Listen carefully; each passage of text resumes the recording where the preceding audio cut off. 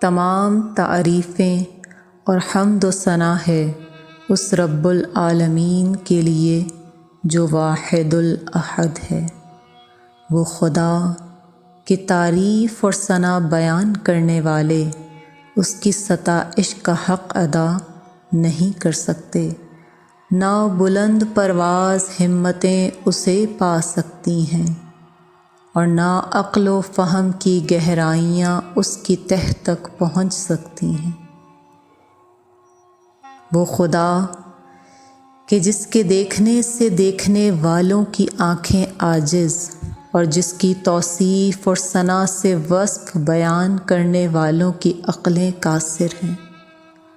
وہ خدا کہ جس نے اپنی بخششوں اور نعمتوں کو دعا سے وابستہ کیا ہے، اور یہ اس کا لطف و احسان ہے کہ اس نے نہ صرف دعا کی طرف رہنمائی کی بلکہ حکماً دعا کا فریضہ عائد کر دیا تاکہ اس کے بندے اس کے فیضان کرم سے دامن مراد بھرتے رہیں۔ چنانچہ ارشاد الہی ہے، جب میرے بندے میرے بارے میں تم سے پوچھیں تو کہہ دو کہ میں ان کے پاس ہی تو ہوں، اور جب کوئی مجھ سے مانگتا ہے تو میں دعا کرنے والے کی دعا کو سنتا اور قبول کرتا ہوں۔ دعا عبد کو معبود سے جوڑنے کا ذریعہ ہے، لیکن دعا کیسے مانگی جائے؟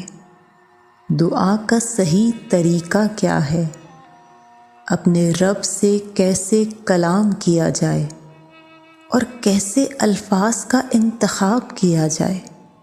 کس موقع پر کون سی دعا کی جائے؟ اور اپنے رب سے اپنے تعلق کو مضبوط کیسے کیا جائے؟ اگر آپ یہ سب کچھ جاننا چاہتے ہیں تو رہیے میرے ساتھ میرے چینل معرفت خدا پر، تاکہ مل کر اپنے پروردگار سے اپنا رابطہ مضبوط کر سکیں۔